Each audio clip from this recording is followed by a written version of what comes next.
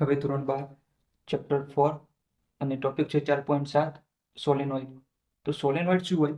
તો આપણે જે ઘરમાં તાર હોય છે, તાર જેના પર અવાહક પડ ચડાવેલું હોય, એનિમલનું પડ શું હોય, એનિમલનું ચડાવેલું હોય, એવા તારનું ગૂંચળું છે, એટલે પાસે ગૂંચળું વીંટાળેલું હોય. તો અહીંયા કોઈ તાર છે અને તમે આ રીતના ગોળ ગોળ વીંટાળી દો, ગોળ અને તેમાંથી વિદ્યુત પ્રવાહ પસાર કરો. તો અહીંયાથી વિદ્યુત પ્રવાહ પસાર કરો તો આ ગૂંચળાને, હેલિકલ ગૂંચળાને શું કહે છે? સોલેનોઇડ કહે છે. તો તમારી વ્યાખ્યા લખી લેવાની. પાસ પાસે વીંટેલા વાહક તારથી બનતા હેલિકલ ગૂંચળાને શું કહે છે? સોલેનોઇડ કહે છે. તો ફરીથી વ્યાખ્યા બોલું છું. પાસે વીંટેલા વાહક તારથી બનતા હેલિકલ ગૂંચળું, આ ગોળ આપેલું આ રીતના ગોળ વીંટાળેલું હોય તો એને શું કહે છે? હેલિકલ ગૂંચળું. એને કહે છે સોલેનોઇડ. શું કહે છે? સોલેનોઇડ. હવે અહીંયા તમારે જુઓ તો તમે આ તાર છે, તારને અહીંયા આ રીતના વીંટાળો છો, આ રીતના ગોળ. તો આ અહીંયા કેન્દ્ર હોય, માની લો કે કેન્દ્ર છે, તો આ એની ત્રિજ્યા હોય. શું હોય? આ એની ત્રિજ્યા. તો ત્રિજ્યાની સાપેક્ષે એની લંબાઈ ખૂબ મોટી હોય છે. શું હોય છે? ત્રિજ્યાની સરખામણીમાં આ જુઓ ત્રિજ્યા કેટલી છે, માની લો કે 2 સેન્ટીમીટર છે, તો આ તમારો તાર 10 સેન્ટીમીટર પણ હોઈ શકે, 20 સેન્ટીમીટર પણ હોઈ શકે. તો શું હોય છે? તારની સાપેક્ષે એક મુદ્દો પાણી લખીશું. આરની સાપેક્ષે ગૂંચળાની લંબાઈ અથવા તારની લંબાઈ, તાર અથવા ગૂંચળાની લંબાઈ L વધારે હોય છે. તો આ પહેલો મુદ્દો લખી લેજો. બસ આથી અહીંયા જુઓ હેલિકલ ગૂંચળું તો ખરું જ છે, અહીંયા વીંટાળેલું. અને દરેક આંટાને આપણે શું કરશું? આ જે દરેક આંટો છે એને આપણે વર્તુળાકાર ધારીશું. આંટાને આપણે શું કરશું? દરેક આંટાને વર્તુળાકાર ધારીશું. આ પણ તમે લખી લેજો. શું કરશું? વર્તુળાકાર ધારીશું. શું કરવાનું? વર્તુળાકાર ધારીશું. હવે તમારે કુલ ચુંબકીય ક્ષેત્ર શોધવું હોય તો દરેક આંટાને કારણે આ એક આંટો, પહેલો આંટો, ત્યાર પછી આ બીજો આંટો, આ પછી ત્રીજો આંટો, આ ચોથો, આ પાંચમો, એવા તમે અસંખ્ય આંટા તમે એટલે ઘણી જેટલા આંટા તમારે પાડવા હોય એટલે તમે પાડી શકો છો. પણ દરેક આંટાને લીધે ઉદ્ભવતું ચુંબકીય ક્ષેત્ર શોધવાનું અને આ બધાના શું થાય, બધાના કુલ સરવાળો કરી દેવાનો, તમને કુલ ચુંબકીય ક્ષેત્ર મળી જાય. હવે આ જે તાર છે, આપણે ઘરમાં તાર વાપરીએ છીએ તો એના પર પ્લાસ્ટિક ચડાવેલું હોય છે, ખબર છે? તો એ પ્લાસ્ટિકને આપણે શું કહીશું? એ અવાહક પડ કહેવાય. તેવી રીતે અહીંયા ગૂંચળું બનાવેલું હોય છે, તેના પર ઇનેમલ હોય છે. તો અવાહક પડ શાનું બનાવેલું છે? ઇનેમલનો પદાર્થ હોય છે. તો અહીંયા ઇનેમલ આપણા જે ઘરમાં તાર હોય એના પર તમે અવાહક પડ જોયું હશે, જે ઘરમાં લાઇટિંગ કરતા હોય ત્યારે એ તાર પણ શું હોય છે? અવાહકનો બનેલો હોય છે. તો અવાહક એટલે ઇનેમલનો બનેલો હોય છે. તો એ અવાહક પડ ચડાવવામાં આવે છે. હવે એનું કારણ છે, અહીંયા અવાહક પડ ચડાવવાનું કારણ શું છે? કે આ બંને ગૂંચળું બંને એકબીજાની નજીક હોય તો એકબીજાને શું હોય? અવાહક તરીકે વર્તે. અવાહક અહીંયા ખુલ્લું તાર હોય, આ ખુલ્લું તાર હોય તો એકબીજાને સુવાહક થઈ જાય. એટલે આપણે એનું કારણ છે કે અહીંયા અવાહક પડ ચડાવવાનું હોય છે. હવે આકૃતિ આપણે જે બુકની અંદર આપેલી છે એ ડ્રો કરવાનો ટ્રાય કરીએ. તો અહીંયા આ રીતના જ આપેલી છે આકૃતિ, પણ એવી રીતે ટ્રાય કરીએ તો અહીંયા જુઓ. હવે આ જ આકૃતિ છે એવું માની લો કે આપણા સાઈડમાં આકૃતિ અહીંયા મૂકી દઉં છું. તો અહીંયા મૂકી દઉં છું આકૃતિ બુકની. હવે અહીંયા શું થાય છે કે અંદર આ ગૂંચળું છે, તો ગૂંચળાના અંદર તમને ચુંબકીય ક્ષેત્ર જોવા મળે છે. તો અહીંયા આ રીતના ચુંબકીય ક્ષેત્ર જોવા મળે છે. શું થાય છે? આ રીતના ચુંબકીય ક્ષેત્ર જોવા મળે છે આ રીતના. હવે અહીંયા પી બિંદુ આપેલું છે, અંદર તમને શું આપેલું છે? પી બિંદુ આપેલું છે. અને અહીંયા જો તમે તાર લો, આ રીતના તાર વળેલો હોય તો આપણે તારના આજુબાજુ ચુંબકીય ક્ષેત્ર રચાય છે. શું થાય છે? આ તાર છે તો આ તારના આજુબાજુ આ રીતના, તો તમને અહીંયા ઘોર આપેલું છે. અહીંયા તમે તાર અહીંયા દોરતા હોય છો, અહીંયા તાર દોરેલો છે બુકના અંદર. અહીંયા તો અહીંયા જે બુકની આકૃતિ છે તેમાં અહીંયા તાર આપેલો હોય તો અહીંયા તમને એક રાઉન્ડ આપેલું છે, અહીંયા રાઉન્ડ. તો એ રાઉન્ડ શું છે? ચુંબકીય ક્ષેત્ર ઉત્પન્ન કરે છે. કઈ રીતે? આ રીતના વિષમઘડિત દિશામાં ચુંબકીય ક્ષેત્ર ઉત્પન્ન કરે છે. અને દિશા કઈ છે? વિદ્યુત પ્રવાહની આ દિશામાં ચુંબકીય ક્ષેત્રની દિશા છે. શું થાય છે? ચુંબકીય ક્ષેત્ર. અહીંયા તમને ક્યુ બિંદુ આપેલું છે બહારની તરફ, અને અહીંયા આ જે ભાગ છે અહીંયા તમને આ ભાગ, અહીંયા તમને ચુંબકીય ક્ષેત્ર આપેલું છે. અહીંયા તમારે ક્યુ બિંદુએ અહીંયા ચુંબકીય ક્ષેત્ર આ રીતના આપેલું છે, લાઈન ડ્રો કરેલી છે આ રીતના. આ થઈ ગયું. તો હવે અહીંયા તમને શું કહેવા માંગે છે આ થિયરીના અંદર? કે સોલેનોઇડના આ જે પહેલો આ ચુંબકીય ક્ષેત્ર રેખા આકૃતિ દર્શાવેલી છે. હવે સમગ્ર સોલેનોઇડમાં ચુંબકીય ક્ષેત્ર દર્શાવેલું છે. હવે વર્તુળાકાર ગાળાઓ જે આપેલા છે, વર્તુળાકાર ગાળા ઉપર બાજુના આંટાઓનું ચુંબકીય ક્ષેત્ર શું થઈ જાય છે? નાબૂદ થઈ જાય છે.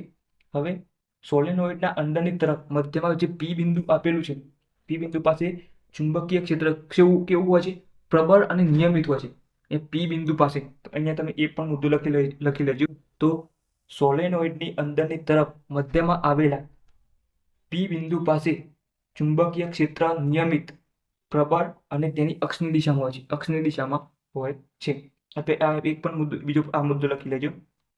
હવે બીજો મુદ્દો લખી લેજો કે બહારના બિંદુ ક્યુ પાસે, અહીંયા બહારના બિંદુ ક્યુ પાસે ચુંબકીય ક્ષેત્ર નબળું અને મોટા ભાગે સોલેનોઇડની અક્ષને સમાંતર હોય છે. સોલેનોઇડની અક્ષને સમાંતર હોય છે, જેનો લંબ ઘટક હોતો નથી. હવે આપણે સોલેનોઇડને એક આ તો માપની આકૃતિ દોરી રહી છે. હવે એક મોટું આકૃતિ દોરીએ તો આ તમને અંદર જે બતાવે છે ચુંબકીય ક્ષેત્ર રેખાઓ, એ શું થઈ જશે?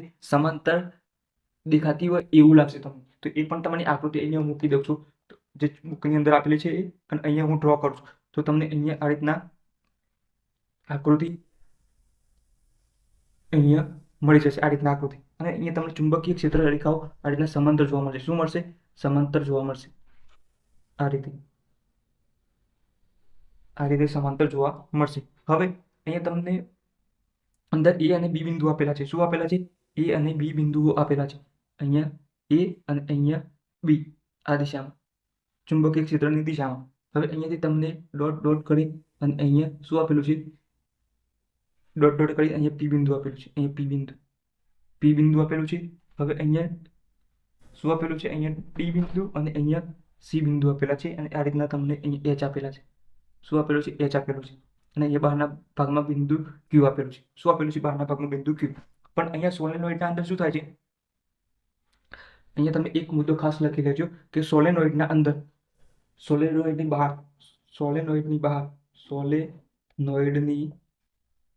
બહાર ચુંબકીય ક્ષેત્ર શું હોય છે? બી ઇઝ ઇક્વલ ટુ 0 હોય છે. ચુંબકીય ક્ષેત્ર B0 હોય છે.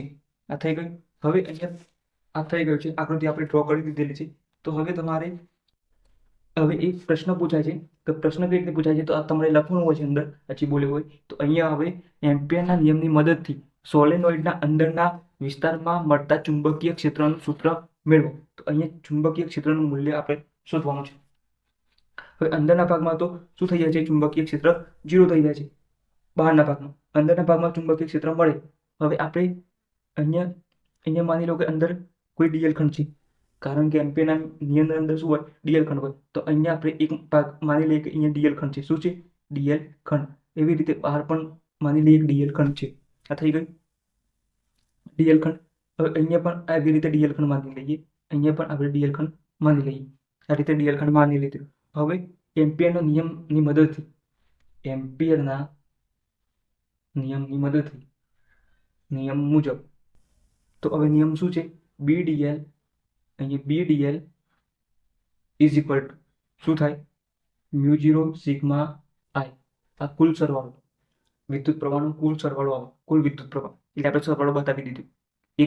એક લૂપના લીધે એક બંધ કર, લૂપ એટલે બંધ કર. એક આંટાને લીધે ઉદ્ભવતું ચુંબકીય એટલે વિદ્યુત પ્રવાહ, બીજા આંટા, ત્રીજા આંટો, એમ કુલ સરવાળો કરી લેવાનો.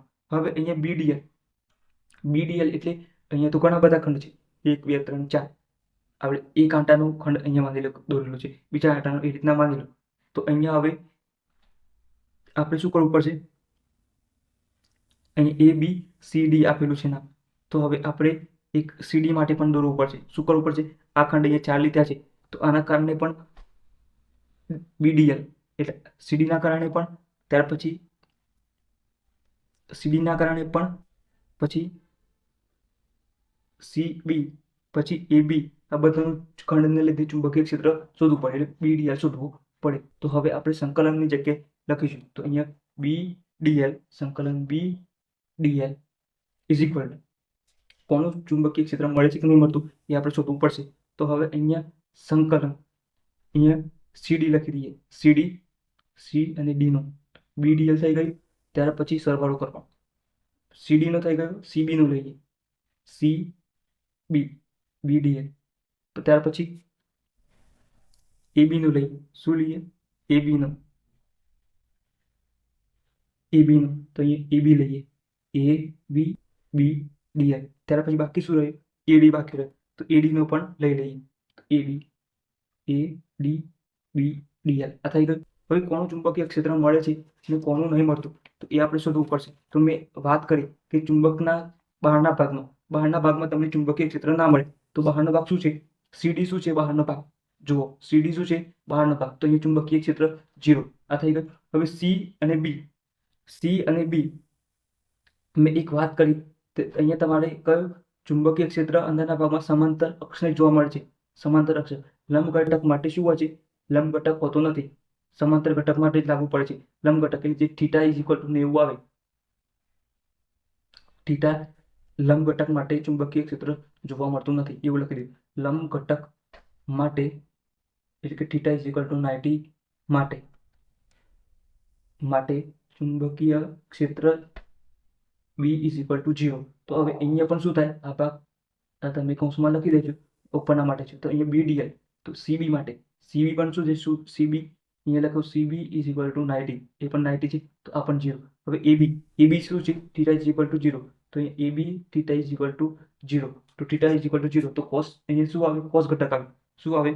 BDL cos ઘટક આવે. BDL cos θ. તો અહીંયા તમે લખી શકો છો અહીંયા CD BDL cos θ. અહીંયા સંકલન CB BDL cos θ. ત્યાર પછી અહીંયા AB BDL cos θ. અને આનું પણ લખી દેજો તમે. આગળ લખી દેજો BDL. અહીંયા AB BDL cos θ લખી દેજો. આ થઈ ગયું. હવે CB માટે અહીંયા ચુંબકીય ક્ષેત્ર 0. અહીંયા સમાંતર લંબ ઘટક છે તો અહીંયા પણ 0.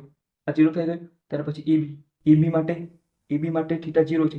θ 0 cos 0 નું મૂલ્ય 1 થાય એટલે અહીંયા તમને ચુંબકીય ક્ષેત્ર મળશે. તો AB BDL મળી ગયું. AB BDL આ થઈ ગયું. અને અહીંયા પણ AB પણ 90 છે. AB પણ શું છે? AB = 90. તો અહીંયા પણ શું થશે? 0 થશે. તો એ તમને ચુંબકીય ક્ષેત્ર શાના માટે મળશે? AB માટે મળશે ફક્ત. તો અહીંયા BDL = B સંકલન DL શાના માટે આવશે? AB માટે આવશે. A અને B AB થઈ ગયું. AB માટે મળશે. તો હવે આ DL છે. DL તો અહીંયા તમારે DL ની જગ્યાએ આપણે શું લાગે? કુલ લંબાઈ આવે. નાના ખંડ તો નાના ખંડ વધે મળતી કુલ લંબાઈ. તો અહીંયા આખો ભાગ સમાંતર ઘટક છે તો અહીંયા તમે આ માની લો કે L ઘટક છે. L લંબાઈ તો DL ની જગ્યાએ શું આવશે? સંકલન DL ની જગ્યાએ B × L આવશે. આ થઈ ગયું. તો સમીકરણ નંબર 1 આપી શકો છો. આપણે નંબર સમીકરણને આપ્યા નથી તો એ નંબર સમીકરણને આપી દઈએ. માની લો અથવા આને 1 નંબર આપી દઈએ તો આને 2 નંબર આપી દઈએ. સંકલન BDL આ થઈ ગયું. BL આ મળી ગયું. હવે અહીંયા દરેક આંટામાંથી વહેતો વિદ્યુત પ્રવાહ કેટલો છે? I છે. તો હવે આ આકૃતિને હું ભૂસી નાખું છું. હવે આ આકૃતિને આપણે ભૂસી નાખીએ. તમે વિડીયો પોઝ કરીને લખી દેજો. દરેક આંટામાંથી વહેતો વિદ્યુત પ્રવાહ કેટલો છે? દરેક આંટામાંથી વહેતો પ્રવાહ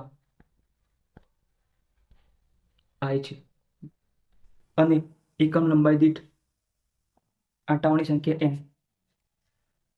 એકમ લંબાઈ દીઠ આંટાઓની સંખ્યા N = L/N. હવે અહીંયા એકમ લંબાઈ દીઠ આંટાઓની સંખ્યા એટલે કુલ આંટા હોય છે એને આ N કેપિટલ N છે એને કુલ આંટા કહેવાય છે. અને તમે કુલ લંબાઈ ભાગી નાખો તમને એક આંટાની સંખ્યા મળી જાય. શું થાય? એક આંટાની સંખ્યા મળી જાય. માની લો કે અહીંયા 50 વજન છે. કેટલા બાળકોનું? 5 બાળકોનું. કેટલા? 5 બાળકોનું 50 વજન છે. 5 નાના બાળકો છે. 5 નાના બાળકો એમનું 50 વજન છે 5. તો દરેક એક બાળકનું કેટલું વજન થાય? તો તમે 5 વડે ભાગી નાખો તો એક બાળકનું કેટલું થઈ જાય? 10 વજન થઈ જાય. એક બાળકનું 10 વજન 5 બાળકનું કેટલા થાય? 50. તો બસ આ એક છે. તો અહીંયા કુલ આપેલું છે. નીચે આખી લંબાઈ આપેલી છે અને એને એક આંટાની તમને સંખ્યા મળી જશે. એક આંટા એકમ લંબાઈ દીઠ આંટાઓની સંખ્યા n = N/N આ મળી ગયું. હવે તમારે કુલ આંટા શોધવા હોય. કુલ આંટા શોધવા હોય તો આ કુલ આંટા છે. તો n = n × L કરી દેવાના. શું કરી દેવાના? આ થઈ ગયું. હવે વિદ્યુત પ્રવાહ શોધવો હોય આપણે વિદ્યુત પ્રવાહ તો આપણે કુલ આંટામાં શોધવા પડે. શું કરવા પડે? દરેક આંટામાંથી વિદ્યુત પ્રવાહ આવે છે.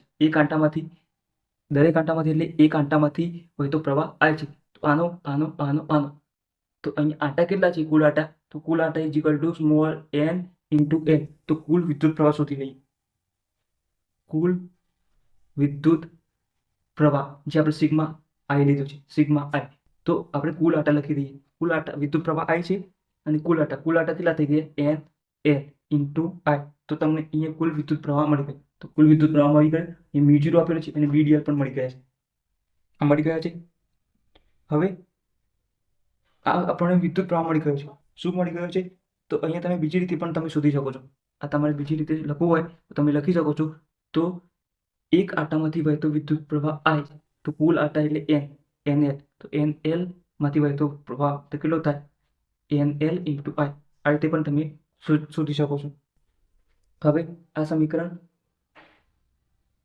અહીંયા NL ઇન્ટુ I, આ સમીકરણ નંબર કયું આપી દઈશું? અથવા કંઈ લખેલું છે અહીંયા 1, 2 અને અહીંયા સમીકરણ આ 3 છે. બંનેમાંથી તમારે કોઈ એક લેવાનું. બંનેમાંથી એક જ છે આ બંને. તો અહીંયા કુલ વિદ્યુત પ્રવાહ મળી ગયું. અહીંયા sigma I is equal two NL into I. આ થઈ ગયું. આ બંને એક જ સમીકરણ છે. હવે સમીકરણ 2 અને 3ની કિંમત સમીકરણ 1માં મૂકતા શું કરવાનું છે? સમીકરણ 2 અને 3ની કિંમત સમીકરણ 1માં મૂકતા. તો હવે આપણી પાસે જગ્યા નથી તો તમે વિડીયોને ફરીથી પોઝ કરીને લખી લેજો આ ભાગ. તો આપણે આ ભાગ ભૂસી દઈએ છીએ, આ ભાગ, અને આ ભાગ સમીકરણ 2 પણ રાખીએ છીએ. હવે અહીંયા તમે લખી દેજો ઉપર કે સમીકરણ 2 અને 3ની કિંમત 1માં મૂકતા. તો એક સમીકરણ નીચે લખેલું છે. તો હવે અહીંયા જે કિંમત મળી છે BDL ની, તો અહીંયા શું છે? B ઇન્ટુ L અને મ્યુ0 તો આપેલા જ છે. અને સિગ્મા આઈ ની કિંમત અહીંયાથી આપણને કિંમત મળી છે. કેટલી છે? NL into I. શું છે? NL into I. હવે NL કેન્સલ તો શું વધ્યું? B ઇઝ ઇક્વલ ટુ મ્યુ0 NI. શું વધ્યું? તો સોલેનોઇડમાં તમારે ચુંબકીય ક્ષેત્ર શોધવું હોય, સોલેનોઇડ ચુંબકીય ક્ષેત્ર શોધવું હોય તો તમારે સૂત્ર શું વાપરવાનું? IV. B is equal to મ્યુ0 NI. અને N શું છે? N ઇઝ ઇક્વલ ટુ એકમ લંબાઈ દીઠ આટાઓની સંખ્યા. આ કુલ આટા છે. શું છે? કુલ આટા. અને અહીંયા કુલ લંબાઈ શું છે? નીચે કુલ લંબાઈ. આ થઈ ગયું. હવે સોલેનોઇડનો ઉપયોગ કઈ જગ્યાએ થાય છે? ઉપયોગ ખૂબ મોટું ચુંબકીય ક્ષેત્ર ઉત્પન્ન કરવા માટે. ચુંબકીય ક્ષેત્ર ઉત્પન્ન કરવા માટે સોલેનોઇડ. ટોરોઇડ છે જે આપણા ટોપિક કટ કરી નાખેલો છે. તો ટોરોઇડમાં પણ શું થાય છે? ચુંબકીય ક્ષેત્રનો ઉપયોગ કરવા માટે થાય છે. ખૂબ મોટા પ્રમાણમાં ચુંબકીય ક્ષેત્રનો ઉપયોગ કરવા માટે. તો આ ઉપયોગ શામાં થાય છે? ટીવી એટલે કે ટેલિવિઝનમાં થાય છે ઉપયોગ. હવે ટોરોઇડને આપણું સિલેબસ કટ કરી નાખેલું છે. પણ અહીંયા જેમ એક તાર લીધું અને લાંબો આંટા વાળે તે એ રીતે શું કરવામાં આવે છે? એક તાર લેવાનો આવે છે અને આ રીતના ગોળો હોય છે. અને અહીંયા તમારે આંટા વીંટરવાના હોય છે. શું હોય છે? આ રીતના આંટા વીંટરવાના હોય છે. તો આ રીતના તમારે બને છે એની ટોરોઇડ કહે છે. તો આટલું જ હતું. તમારે અહીંયા સૂત્ર યાદ રાખવાનું છે. B ઇઝ ઇક્વલ ટુ મ્યુ0 NI. સોલેનોઇડના અંદર ચુંબકીય ક્ષેત્ર. તો વિડીયોને ગમ્યો હોય તો વિડીયોને લાઈક કરજો, ચેનલને સબસ્ક્રાઈબ કરજો અને બાજુમાં આપેલા બેલ આઇકનને ઓન કરજો જેથી તમને નોટિફિકેશન મળતી રહે. હવે ત્યાર પછી તમે ટેલિગ્રામ ચેનલને જરૂરથી જોઈન કરજો અને ત્યાં તમને મટીરિયલને મળતું રહેશે. અને ટેલિગ્રામ ગ્રુપમાં પણ જરૂર જો થજો તો તમારે કોઈ પણ ક્વેશ્ચન અથવા ક્વેરી હોય તો મને પૂછી શકો છો.